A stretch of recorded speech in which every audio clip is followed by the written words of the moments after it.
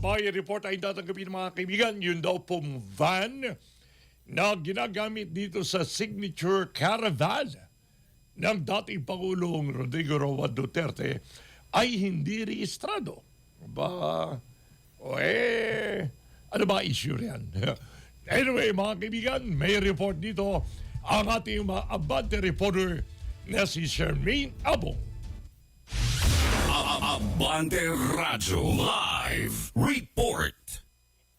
Isang van na ginamit sa isinagawang signature campaign caravan ng mga taga-suporta ni dating Pangulong Rodrigo Duterte noong January 11 sa lungsod ng Maynila ay posibleng expired ang rehistro. Batay sa nakalap na impormasyon ng Abante mula sa talaan ng Land Transportation Office o LTO, ang naturang sasakyan na may plakang PYF 560 ay nakarehistro sa pangalan ni Jasmine Oquindo Egan.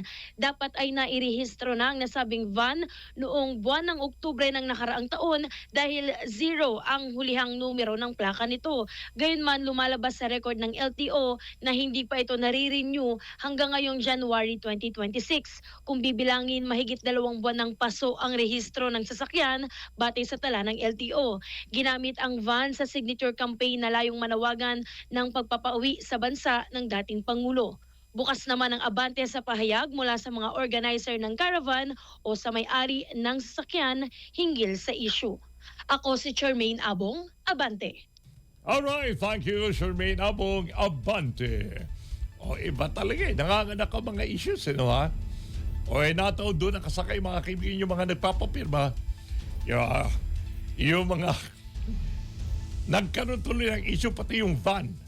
Talaga naman.